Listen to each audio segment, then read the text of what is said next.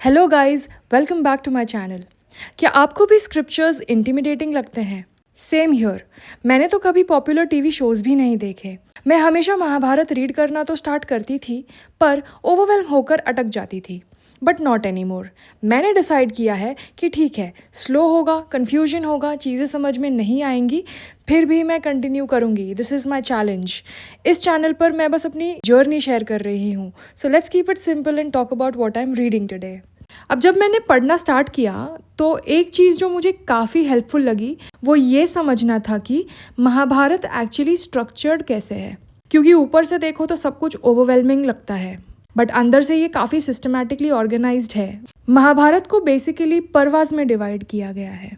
पर्वास मतलब not chapters, but like these are बड़े बड़े सेक्शंस। ये बड़े बड़े सेक्शंस होते हैं और टोटल 18 पर्वा होते हैं महाभारत में। हर पर्व एक फेज को रिप्रेजेंट करता है, लाइक स्टोरी का एक मेजर टर्न, एक थीम या एक इम्पॉर्टेंट जर्नी। और इंटरेस्टिंग पार्ट ये है कि हर पर्व के अंदर भी छोटे छोटे सेक्शंस होते हैं जिन्हें हम उपपर्वास बोलते हैं। तो जब हम एक पर्वा पढ़ते हैं, हम एक्चुअली उसके अंदर मल्टीपल स्मॉलर स्टोरीज, डायलॉग्स और इवेंट्स पढ़ रहे होते हैं। महाभारत का structure actually layer by layer बना हुआ है। सबसे बेसिक यूनिट होती है श्लोक, यानी एक कपलेट, 2 लाइन्स का एक वर्स। ये महाभारत का कोर बिल्डिंग ब्लॉक है। जब कई श्लोक्स मिल जाते हैं तो वो मिलकर एक अध्याय बनाते हैं जिसे हम चैप्टर कह सकते हैं। सो 1 अध्याय इज 1 चैप्टर। अब कई अध्याय मिलके बनाते हैं पर्वा। So there are multiple chapters in 1 पर्वा। तो स्ट्रक्चर कुछ ऐसा हो जाता है। Shloka, they come together and they form adhyaya, and adhyayas come together and they form parva. Usually हम सब ये सुनते आए हैं कि महाभारत में 18 पर्वा होते हैं, विच इज़ ट्रू, लाइक आदि पर्वा, सभा पर्वा, अरण्यका पर्वा, so on and so fourth. But there is another classification जिसमें महाभारत को 100 पर्वास के स्ट्रक्चर में भी डिवाइड किया गया है। दोनों का कंटेंट सेम ही है, बस आई थिंक पढ़ने में ओवरवेलमिंग ना लगे इसलिए शायद डिवाइड कर दिया है और छोटे सेक्शंस में। हिंदू टेक्स्ट या हिंदू स्क्रिप्चर्स को ब्रॉडली 2 पार्ट्स में डिवाइड किया गया है, श्रुति एंड स्मृति। श्रुति का मतलब होता है कि जो सुना गया, यानी दैट विच इज़ हर्ड और रिवील्ड। ये टेक्स्ट्स डिवाइन रेवलेशन माने जाते हैं। ऐसा माना जाता है कि इन्हें किसी इंसान ने नहीं लिखा है, बल्कि ऋषियों ने इन्हें परसीव किया और फिर प्रिजर्व किया। ये टाइमलेस है और ऑथरलेस है, इसे किसी ने लिखा नहीं है, ना ही ये समय से बंधे हुए हैं। श्रुति टेक्स्ट में आते हैं 4 वेद, ऋग्वेद, यजुर्वेद, समवेद और अथर्ववेद। इन्हीं वेद के आगे के लेयर्स होते हैं ब्राह्मणास और अरण्यकास, बेसिकली वेदों को समझने का तरीका। ब्राह्मणास और अरण्यकास रिचुअल्स और उनके सिंबॉलिक मीनिंग को एक्सप्लेन करते हैं। और फिर आती है उपनिषद्स, जो वैदिक थॉट का फिलोसॉफिकल एंड पॉइंट मानी जाती है, इसलिए उन्हें वेदांत भी कहा जाता है। श्रुति को सबसे हाईएस्ट अथॉरिटी माना जाता है और ये टाइम बाउंड या समय से बंधी नहीं होती। बट श्रुति सबके समझने की बात नहीं है। हम और आप पढ़ेंगे तो हमें नहीं समझ में आएगा, इसमें शायद गुरु का असिस्टेंस भी लगता है, ऐसा कहते हैं। Mahabharata on the other hand ये एक स्मृति टेक्स्ट है। स्मृति का मतलब होता है जो याद रखा गया, यानी दैट विच इज़ रिमेंबर्ड और रिटेन्ड। ये टेक्स्ट ह्यूमन कंपोजिशन है, लाइक इंसानों ने लिखे हैं इन्हें, लेकिन श्रुति के आइडियाज़ पर बेस्ड होते हैं स्मृति टेक्स्ट्स।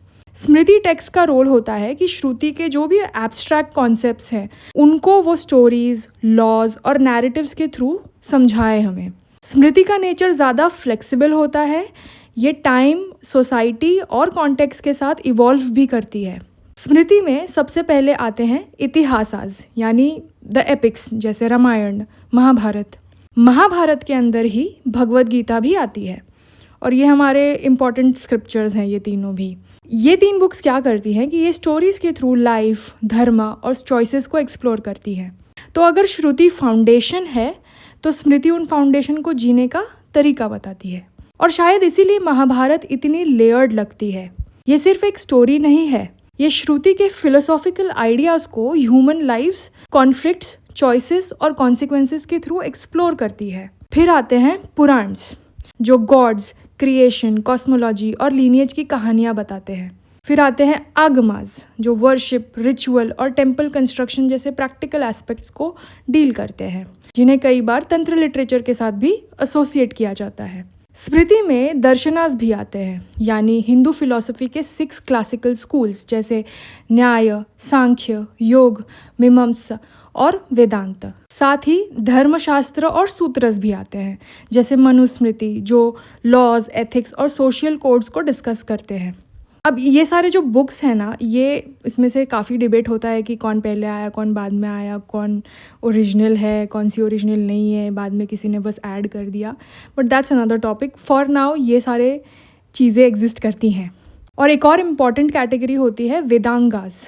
ये ऑक्सिलरी टेक्स्ट होते हैं जो वेद को समझने में मदद करते हैं, जैसे फोनेटिक्स, ग्रामर, एस्ट्रोनॉमी और रिचुअल टाइमिंग। तो अगर एक लाइन में कहूँ तो श्रुति हमें ट्रूथ के प्रिंसिपल्स देती है और स्मृति हमें बताती है कि उन प्रिंसिपल्स को जीना कैसे है। इसलिए महाभारत को सिर्फ हिस्ट्री या माइथोलॉजी के लेंस से देखना काफ़ी लिमिटिंग हो जाता है। ये एक्चुअली एक स्मृति टेक्स्ट है जो श्रुति को ज़मीन पर उतारता है। स्मृति टेक्स्ट जैसे महाभारत श्रुति के प्रिंसिपल्स को रियल ह्यूमन सिचुएशंस में अप्लाई करके दिखाती हैं। यहाँ कैरेक्टर्स कंफ्यूज होते हैं, गलतियाँ करते हैं, क्वेश्चंस पूछते हैं और इसी कन्फ्यूजन के थ्रू हमें समझ आता है कि धर्म कोई फिक्स्ड रूल बुक नहीं है। महाभारत में धर्म कॉन्टेक्स्ट के साथ चेंज होता हुआ दिखता है। जो एक सिचुएशन में सही है ज़रूरी नहीं कि दूसरी सिचुएशन में भी वही सही हो। इसलिए महाभारत आंसर्स कम देती है, क्वेश्चंस ज़्यादा पूछती है। ये हमें ये नहीं कहती कि ये करो, बल्कि ये दिखाती है कि जब चॉइसेस मुश्किल हो जाती है, जब आपकी लाइफ में ऐसी चॉइसेस आती है जिसमें कुछ सही गलत समझ नहीं आ रहा है, तब धर्म को कैसे समझा जा सकता है। और शायद इसी वजह से महाभारत आज भी रेलेवेंट लगती है, क्योंकि हम भी रियल लाइफ में रूल से ज़्यादा सिचुएशन से ही डील करते हैं। So this was it for today's video. I don't want to make it too heavy, but I would really appreciate अगर आप लोग मुझे सपोर्ट करेंगे इस जर्नी में। I really want to read this book. मैं चाहती हूँ ये बुक मैं फिनिश करूँ एंड मैं बिल्कुल भी एविड रीडर नहीं हूँ और मुझे आपकी हेल्प लगेगी ये बड़ा सा टास्क कंप्लीट करने के लिए। So don't forget to like and subscribe. Bye. See you soon.